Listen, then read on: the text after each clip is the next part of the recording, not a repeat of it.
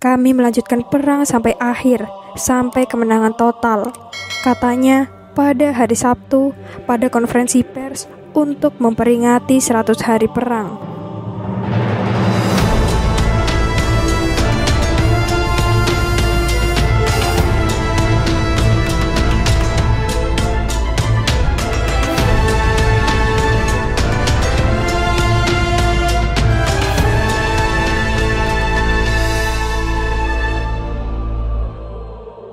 Assalamualaikum warahmatullahi wabarakatuh.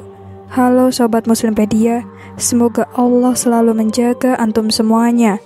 Dan di video kali ini kita akan membahas tentang hampir 100 hari perang Gaza bakal jadi trauma warga Palestina dan Israel. 100 hari setelah orang-orang bersenjata Hamas keluar dari Gaza untuk melancarkan serangan paling mematikan dalam sejarah Israel. Puluhan ribu warga Palestina terbunuh. Gaza kini berada dalam reruntuhan dan Timur Tengah sedang terpuruk menuju kehancuran yang lebih luas karena konflik yang lebih tidak terduga. Bagi warga Israel dan Palestina, perang ini telah menjadi trauma yang dampaknya akan berlangsung selama bertahun-tahun, memperdalam permusuhan dan ketidakpercayaan yang telah menghalangi perdamaian selama lebih dari 75 tahun. Tidak ada yang akan menang, kata Rebecca Brinza, juru bicara keluarga dari 240 warga Israel dan orang asing yang disandra dalam serangan terhadap masyarakat di sekitar jalur Gaza yang memulai perang pada 7 Oktober. Serangan yang terjadi dini hari ini membuat militer dan pasukan keamanan Israel benar-benar lengah, membuka hari-hari ketakutan dan ketidakpastian bagi negara tersebut seiring dengan terungkapnya rincian pembantaian yang dilakukan oleh kelompok bersenjata yang mengamuk. Serangan tersebut menewaskan lebih dari 1.200 orang. Jumlah korban jiwa terbesar dalam satu hari sejak berdirinya negara Israel pada tahun 1948, dan guncangan tersebut diperparah dengan banyaknya laporan mengenai pemerkosaan dan kekerasan seksual yang muncul pada minggu-minggu berikutnya. Respon Israel sangat cepat dan tidak henti-hentinya, dimulai dengan pengeboman udara sistematis dan diikuti dengan invasi darat yang telah menghancurkan Gaza dan memaksa hampir 2 juta orang meninggalkan rumah mereka. Hampir 24.000 warga Palestina telah terbunuh dan 60.000 warga lainnya terluka dalam invasi tersebut. Menurut otoritas kesehatan Gaza, jumlah korban jiwa terbesar yang diderita warga Palestina dalam beberapa dekade perang dan konflik dengan Israel sejak tahun 1948.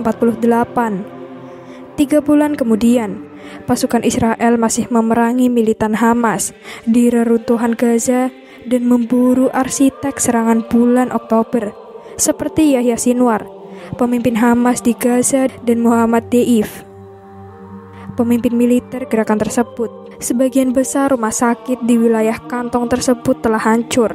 Kelaparan menjadi ancaman yang semakin besar, dan krisis kemanusiaan yang mengerikan mengancam dan menyebabkan lebih banyak korban jiwa bagi warga Gaza dibandingkan jumlah korban militer Israel.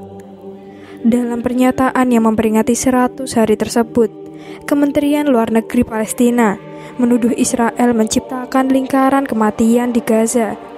Para pejabat Israel mengatakan mereka melakukan semua yang mereka bisa untuk menghindari jatuhnya korban sipil, dan mereka menuduh Hamas menyembunyikan jaringan terowongan dan infrastruktur militer di antara penduduk sipil Gaza, dengan sengaja menempatkan mereka dalam bahaya. Namun hal ini tidak memberikan banyak kenyamanan bagi puluhan ribu orang yang kehilangan kerabatnya akibat pengeboman tersebut. Saya datang ke sini setiap hari, merindukan mereka, kata Khalid Abu Awidah, yang kehilangan 22 anggota keluarganya akibat serangan udara dan masih mencari tumpukan puing-puing rumah keluarganya dengan sia-sia untuk mencari tanda-tanda 3 anak yang dikuburkan di sana. Terkejut, opini dunia terguncang dan kepahitan konflik telah meluas, menjadi demonstrasi yang penuh kemarahan di jalan-jalan kota-kota Eropa dan kampus-kampus di Amerika, yang kemudian membayangi pemilihan kepresidenan Amerika Serikat. Di seluruh dunia Arab, terjadi kemarahan atas pembunuhan dan pengerusakan tersebut, serta gambar-gambar tahanan Palestina yang ditelanjangi dan ditelanjangi.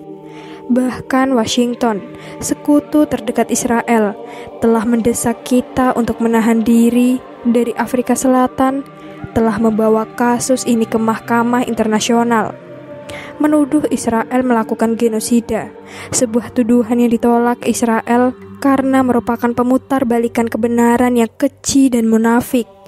Upaya-upaya untuk menyetujui gencatan senjata sejauh ini telah gagal, dan masa depan Gaza yang telah diblokade selama lebih dari 5 tahun masih belum jelas.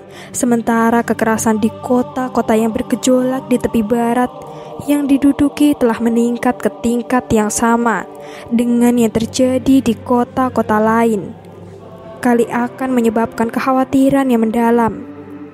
Amerika Serikat dan negara-negara besar lainnya telah menyerukan dimulainya kembali proses pembentukan negara Palestina merdeka setelah perang. Namun pemerintahan sayap kanan Perdana Menteri Benjamin Netanyahu sejauh ini gagal memberikan tanggapan. Musuh utama Israel, Iran, yang mendukung Hamas telah mengejek Israel, namun sejauh ini menahan diri untuk tidak melakukan tindakan langsung, dan Hizbullah, wakilnya di Lebanon, telah berhati-hati untuk menghindari konfrontasi habis-habisan. Namun kelompok Houthi di Yaman, yang merupakan gerakan lain yang didukung oleh Iran, telah menyebabkan peningkatan kekacauan dengan menyerang kapal-kapal di Laut Merah, sehingga semakin mendekatkan ancaman konflik yang lebih luas yang dapat menarik kekuatan luar dan semakin mengganggu stabilitas tatanan global. Selain itu, warga Israel melihat Hamas sebagai ancaman yang nyata terhadap negara mereka, dan survei menunjukkan bahwa mereka mendukung kampanye untuk menghancurkan kelompok tersebut. Meskipun sebagian besar menyalahkan Netanyahu atas kegagalan keamanan yang memungkinkan terjadinya serangan 7 Oktober. Poster-poster yang menunjukkan para sandera ditempel di dinding dan halte bus di seluruh Israel pada Minggu menunjukkan demonstrasi besar-besaran. Menurut pengembalian, lebih dari 130 orang yang masih ditahan di Gaza setelah gencatan senjata pada bulan November, di mana sekitar setengahnya ditukar dengan tahanan Palestina yang ditahan di penjara-penjara Israel. Masyarakat Israel dicengkram oleh trauma dan tidak bisa sembuh tanpa mereka semua kembali, kata Moran Stelayanai, mantan sandera yang kembali dalam pertukaran dan diculik saat festival musik Nova, di mana ratusan pengunjung pesta dibunuh pada pagi hari pada tanggal 7 Oktober ketika perang terus berlanjut. Hal ini memberikan tekanan yang semakin besar terhadap perekonomian, dan tentara telah mulai melepaskan puluhan ribu tentara cadangan yang dipanggil untuk melawan Hamas dan menjaga perbatasan utara agar mereka dapat kembali bekerja. Namun Netanyahu, yang masa depan politiknya akan bergantung pada hasil perang, tidak menunjukkan tanda-tanda bahwa ia mendengarkan seruan yang semakin meningkat untuk mengakhiri pertempuran. Kami melanjutkan perang sampai akhir, sampai kemenangan total, katanya pada hari Sabtu pada konferensi pers untuk memperingati 100 hari perang. Gambar yang ditampilkan hanya ilustrasi, dan kami memohon maaf jika ada kesalahan dalam penulisan maupun penyebutan. Semoga konten ini bisa menghibur dan bisa memberikan inspirasi, edukasi, dan kebaikan dalam kehidupan sehari-hari. Wassalamualaikum warahmatullahi wabarakatuh.